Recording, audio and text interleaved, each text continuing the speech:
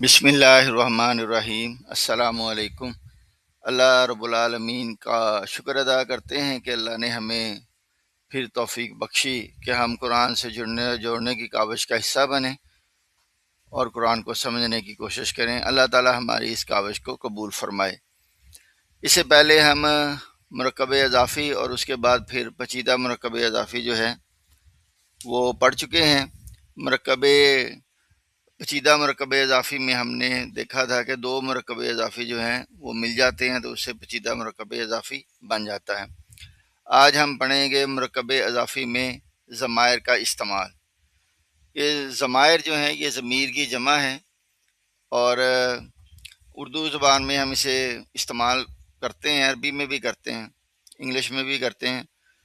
تو جیسے کہ میں یہ کہہ دوں کہ رضوان کی کتاب، اور پھر رضوان کی جگہ پہ میں کہہ دوں اس کی کتاب، تو یہ اسم کی جگہ پہ جو الفاظ استعمال ہوا ہے، یعنی رضوان کی جگہ پہ اس کی جو لفظ استعمال ہوا ہے، اس کو ہم ضمیر کہتے ہیں، اور یہ الفاظ ہم بہت زیادہ استعمال کرتے ہیں۔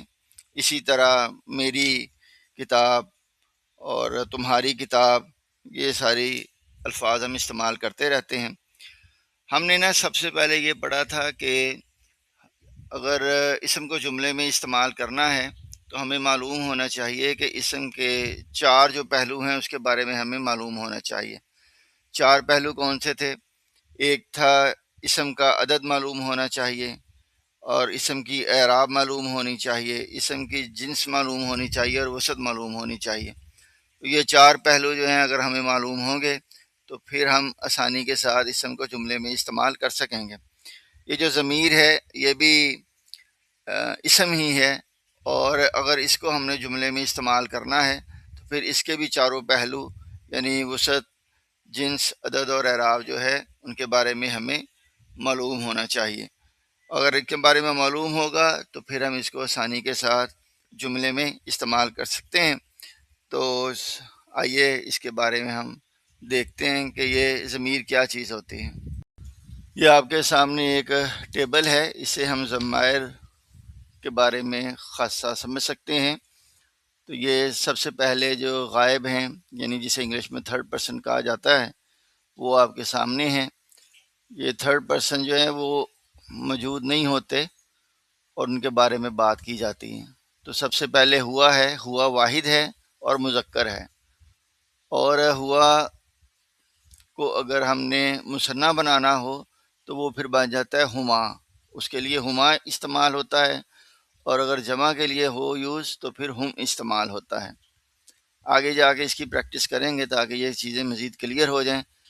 اور اسی طرح غائب کے لیے جو واحد ہے وہ ہیا استعمال ہوتا ہے۔ ہیا کا مطلب ہی وہ ہی ہے، لیکن ہیا جو ہے وہ مؤنث ہے اور ہوا جو ہے وہ مذکر ہے، اور اگر ہیا مثنیٰ ہو تو اس کے لیے ہم ہما استعمال کرتے ہیں۔ مذکر اور مؤنث کے لیے دونوں ہم ہما ہی استعمال کریں گے۔ اس کے بعد اگر مؤنث جمع کی حالت میں ہو تو اس کے لیے ہنہ استعمال ہوتا ہے۔ آگے آ جائیں سیکنڈ پرسن یعنی حاضر کے لیے، تو اس کے لیے ہم استعمال کرتے ہیں مذکر ہو اگر تو انتا، اور اگر مذکر مثنیٰ ہو تو اس کے لیے انتما، اور اگر جمع کے لیے استعمال کرنا پڑے تو ہم اس کے لیے استعمال کریں گے انتم۔ اسی طرح اگر مؤنث ہو اور حاضر ہو تو اس کے لیے ہم کریں گے استعمال انتی واحد کے لیے، انتما مثنیٰ کے لیے، اور آپ کو جیسے کہ علم ہے کہ مذکر کے لیے بھی ہم مذکر مؤنث مثنیٰ کے لیے بھی ہم انتما ہی استعمال کرتے ہیں، مؤنث کے لیے بھی انتما ہی استعمال ہوگا، اور اگر جمع ہو تو اس کے لیے ہم استعمال کریں گے انتنا۔ آگے فرسٹ پرسن ہے، وہ مذکر ہو اگر تو اس کے لیے آنا استعمال ہوگا، مؤنث ہو تو بھی آنا ہی استعمال ہوگا۔ اس میں مذکر اور مؤنث کے لیے ایک ہی لفظ استعمال کیا جاتا ہے، اور اگر مثنیٰ ہو یا جمع ہو تو دونوں کے لیے ہم نحنو استعمال کریں گے، اور مؤنث ہو تو پھر بھی نحنو ہی استعمال ہوگا۔ یہ ضمائر کا ٹیبل جو ہے یہ خاصی وضاحت دے رہا ہے، امید ہے کہ آپ کو اس سے اچھی سمجھ آ گئی ہوگی۔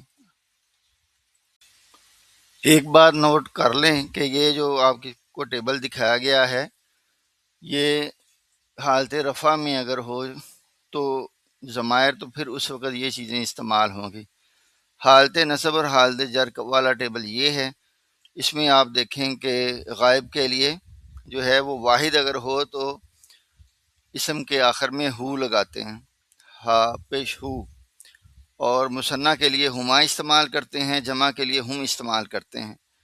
اسی طرح مؤنث اگر ہو تو ہا استعمال ہوتا ہے، اور حالت رفع والے ٹیبل کی طرح یہاں پہ بھی مثنیٰ کے لیے ہما ہی استعمال ہوگا اور جمع کے لیے ہنہ استعمال ہوتا ہے، اور مذکر کے لیے اگر ہو تو کا استعمال ہوتا ہے، یعنی اسم کے آخر میں کا لگ جاتا ہے۔ اس کی مثالیں ہم دیں گے تاکہ مزید کلیئر ہو جائے بات۔ اور مثنیٰ کے لیے کما اور جمع کے لیے کم، اور اسی طرح مؤنث کے لیے کی، کما، کنہ، اور فرسٹ پرسن کے لیے یعنی متکلم کے لیے ہم یا اور نا استعمال کریں گے۔ نا استعمال کریں گے اگر مثنیٰ اور جمع ہو تو پھر نا استعمال ہوتا ہے۔